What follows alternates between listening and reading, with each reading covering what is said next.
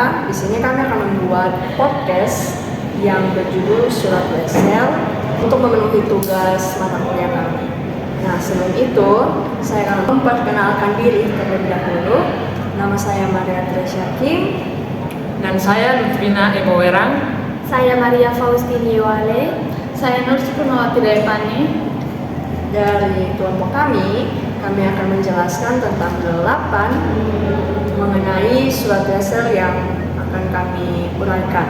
Nah, yang pertama adalah pengertian Wesel, yang kedua syarat, yang ketiga endorsement, yang keempat surat advis, yang kelima hafal atau jaminan, keenam notifikasi atau pemberitahuan, ketujuh dan kedelapan hak regresi dan kadaluarsa surat Wesel. Untuk teman-teman yang akan saya berikan kesempatan, boleh langsung teman-teman menjelaskan. Baik, terima kasih atas waktu dan kesempatan yang diberikan dari surat Wesel itu. Surat Wesel itu sendiri adalah surat pembayaran yang dapat diuangkan ke bank oleh pemegangnya.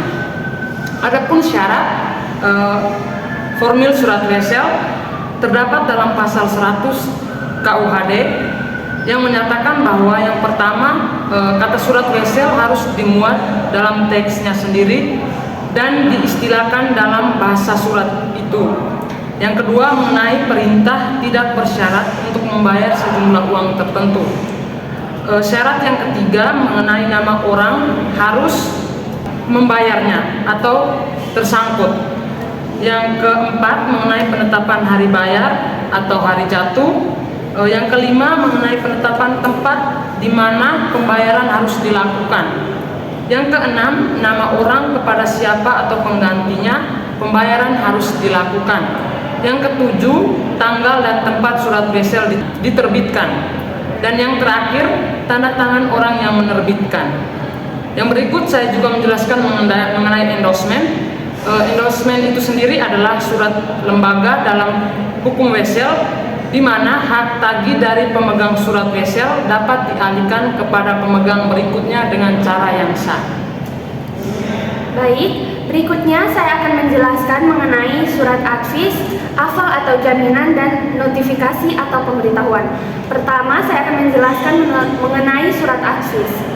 Surat advis sendiri adalah surat pemberitahuan dari bank kepada pihak yang berkepentingan, terutama pemegang Wesel, tentang penolakan pembayaran oleh pihak tertarik atau pembayar. Yang kedua, hafal atau jaminan. Hafal atau jaminan adalah suatu jaminan yang diberikan oleh pihak ketiga atas pembayaran surat Wesel.